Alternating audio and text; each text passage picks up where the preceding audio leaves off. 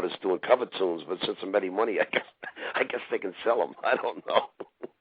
Well, I mean, Johnny Cash did them in a way that was I think phenomenal. So. I was a friend with Johnny Cash. I worked with Sean Carter Cash and his mother June, and actually I became friends with Johnny because what a great man he was. And actually I met Johnny Cash and we spent a lot of time together, even up until before he passed. I thought his son had a lot of talent. And June was as bitchy as my mother was. My God, I thought it was like having my mother coming into John Carter Cash's rehearsal. Yeah, June was a lot like my mom. And then, of course, I worked with Roy Orbison. I was the last artist to do a show with Roy Orbison. He died like 4 days later, and I tell you, I cried like a baby. I used to love Roy Orbison. I go out with the crowd and crying, and oh man, I loved Roy. Losing Roy was like. It's kind of like losing Don Drysdale. He was a commentator for the Dodgers, and when Don Drysdale died, it really upset the heck out of me. It's insane. But then again, I cried when that guy that draws on TV died, the guy with the real hair, or Mr. Rogers died. You lose a lot of great people every year. It's terrible. It is, especially if you've met those people. I mean, Roy was really great. He was, I think, with the Traveling Wilburys right before he died. Yes, he was. Yeah, I know. My wife got a chance to meet George Harrison. She was thrilled to death. I've got the Beatles. I have one of the boxes from the Yellow Submarine. I have all the Beatles signatures on it. Can you believe that? It's amazing. And I'm very fond of that. But I also have a ball signed by Tony Gwynn and Ricky Henderson on the same ball. I value that just as much as I value the Beatles signatures. Well, I mean that's absolutely great. And then so you got this album, Coldie's album coming out, and then you got the country album coming out. So right, yeah, I gotta go and finish that, and and it's in between tour dates and stuff like that. I have a house in Florida, which I'm never at, unfortunately, and then I got the house in California. And sometimes I fight with my wife, so I stay at the Motel 6, but I really can't complain because they do leave the light on for me. Yeah. That's a joke. Everybody, I'm just kidding around. Come on, huh? So yeah, I mean, so it should probably hopefully those albums come out sometime next year then. Yeah, we'll see what happens. I'm 6 cuts deep on both of them, and yeah. I got to finish the record up, and I got to keep touring. I mean, the public's got a short memory. You got to get out there and work. I did have 26 songs in the top 100. Sony Records used to be Columbia Records. Bill Graham was my manager. He managed the Stones. He managed Janis Joplin. He managed Jefferson Airplane. He was a wonderful man. This is a man that walked out of Poland with 500 kids, and half of them died before they got to Paris.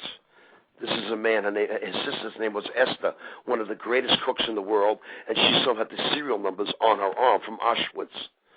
And when I lost Bill to a horrible helicopter accident back in the early 90s, it's like losing a dad, But he did a lot for my career, and he always taught me, just the work ethic, to go on stage loaded, don't go on stage stoned. You're not working for yourself. You're not working for selfish.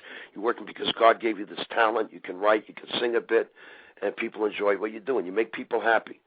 You're not going to make people happy going out there like a Jim Morrison falling all over the stage, or as Janis Joplin throwing up in the dressing room before she goes on. You gotta look at the whole picture. You know what I'm saying? You can't be out there. It's not. Everybody thinks that rock and roll's a big party. It's not. Maybe for the first couple of years, yeah, but in the long run, it's going to turn around and bite you in the butt, man. You can't smoke a million cigarettes. You can't get high. You got to go out there and appreciate what you do for people, and appreciate the love that you have. And I'm so happy that my parents are proud of me. My sisters love me, and I've made something of my life, and it's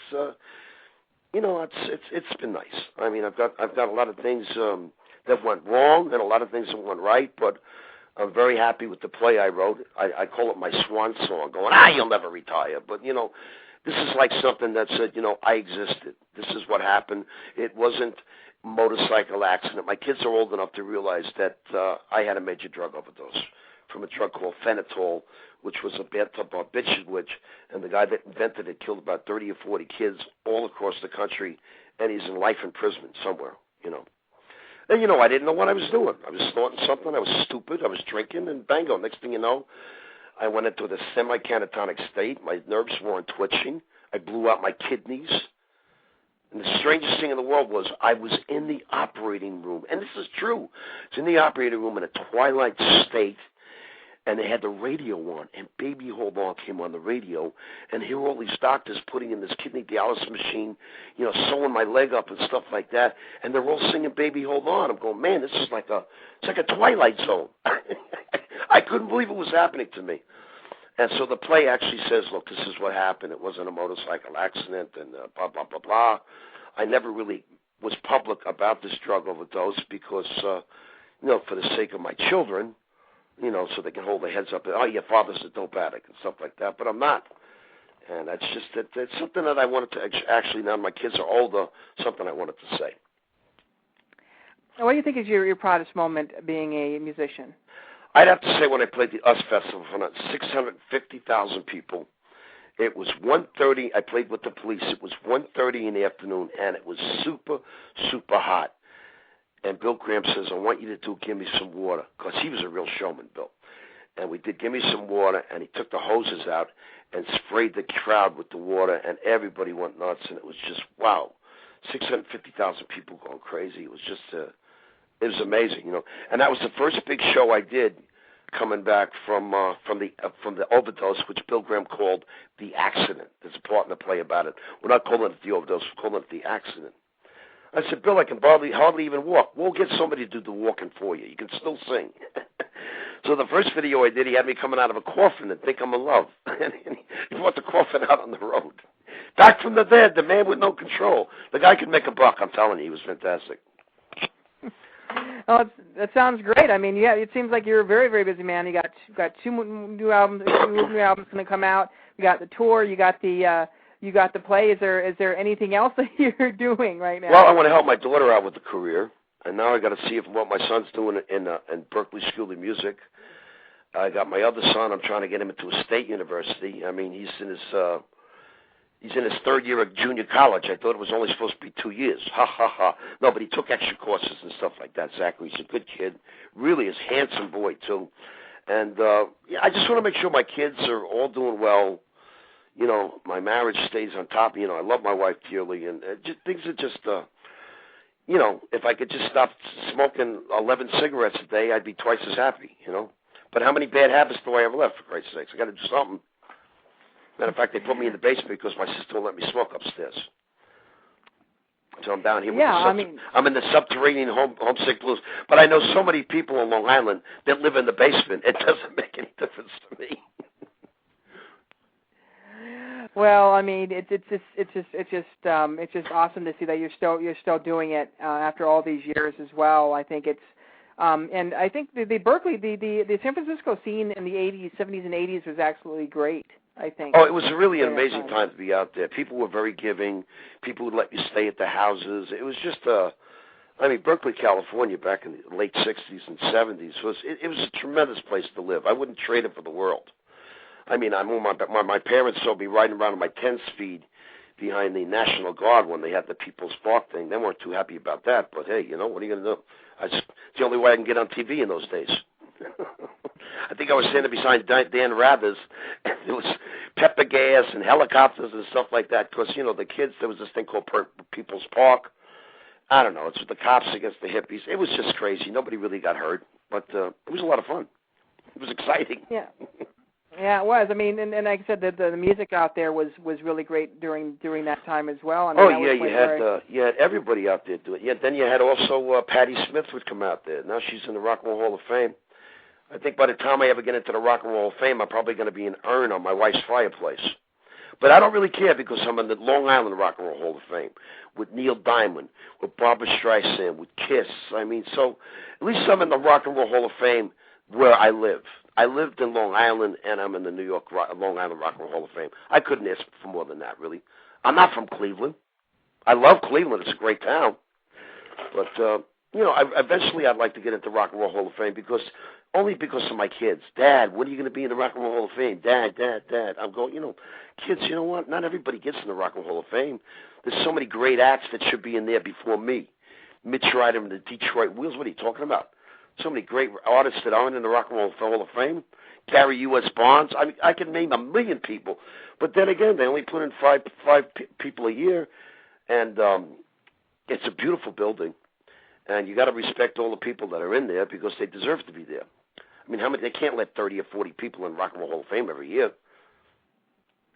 If they did, if they let 30 people in every year, I'd probably be number 31. You know. Well, I mean, I think you'll be in before you're in the urn, as it were. I think that'll happen. I don't know if it would be nice. Maybe this play will help out too. You know. Yeah. Well, I'm pretty sure with that and the albums and all that too. You work so hard for this. I mean, it's I can't believe I'm 6. What really blows my mind, I can't believe I'm 60 years old. I look in the mirror. I look like my father with long hair. What happened to me, for Christ's sakes? I'm glad my wife still loves me anyway. Well, there's some people that are still rocking and they're in their 70s and 80s. So. Right. I just talked to Gary U.S. Bond the other day. He wrote a 2:45, and he wants me to come to his big party. He was the only he had that song called "This Little Girl of Mine" with Ray Springfield, and he had 2:45. So he had a top #1 song in a 30-year span. 2:45 was #1, and then he did "This Little Girl of Mine" with Rick Springfield, with Bruce Springfield, and 30 years later he had another #1 hit. That's amazing. I mean, I just love that. Yeah, it is. It is amazing. I would love to, hear. Are we going to hear some new material from you coming up besides the play? Well, yeah, the play music. There's a lot of rock and roll in the play, but right now I'm writing songs for my daughter. I wrote a song called "How Wrong Can a Woman Be," and I think it's an amazing song. And but I had to change it to "How Wrong Can a Young Girl Be," and I think the song's a smash. But she don't want to do it. She wants to do something else. It's very aggravating. It's like my father telling me something that was right, and I just didn't listen. With these kids today, it's like Newton's law of gravity. The further they jump out of the rowboat, the further the boat goes back. Maybe she'll get around to it. Maybe the next album or something like that. Maybe she'll warm to it. I don't know, but we'll see what happens. I mean, she's got a promising career. She gets out there and she does a great version of "I Want to Take You Higher" by Sly and the Family Stone. You can check out her material. If anybody wants to go to public.me.com /singer Eddie Money, you can check out some of Jessie's stuff. She's great. Tommy's been writing some really good stuff for her, and Richie Zito's interested in working with her. So we'll see what happens. Maybe she should have joined the Coast Guard with her boyfriend, huh? I don't know. I mean, like I said, a couple of songs are up actually on her MySpace right now too. So yeah. I think Kevin, along with a lot of great servicemen, everybody's serving their country. I met a guy that came back from Iraq, and I do a song called "Peace in Our Time," and I dedicate it to the men and women in uniform in Iraq, Afghanistan, Guantanamo Bay. And you get to meet these servicemen coming back, doing a tour of duty with their wife and their kids, and they're actually so dedicated to this to the United States of America, they're going back and doing another tour. It's like, I don't know so much about the war and everything, but I believe in the men and women that are serving our country all over the world, whether they be in Germany, Long Island. I mean, anybody that goes in there and makes that little amount of money and is in uniform and everybody's screwing at them for 4 years, they're doing something very righteous, to keep everything really cooking in this country. I mean, you got to have a strong armed forces too, because I tell you the truth, I do not trust this little son of a gun in Iran. He's a sneaky little. I don't know. I don't know if you can call me. You better not get into politics with me. I'll tell you. There's a lot of people out there that don't like America and the American people. And when I saw, firemen and emergency service workers and police officers during 9/11, and these people are running out of buildings and they're running in, and it was so tragic to see everybody holding up pictures of their loved ones, looking for their pictures on TV. It was like I cried for days and days and days. So, I mean, this country is vulnerable, and, we got to watch our back, I'm telling you. Do you think if you're offered, would you ever do a USO tour? Definitely. No doubt about it. I'd be the first one over there. Just give me lunch, breakfast, and whatever. I'll do anything for the troops. I was on the St. Vincent. I did shows on aircraft carriers for the troops in the Fast Pass. But, I mean, if I get the call, I'll go. I mean, you don't want to see me in uniform with a gun, smoking 11 cigarettes a day. How am I going to go to that hill with a big backpack on my back?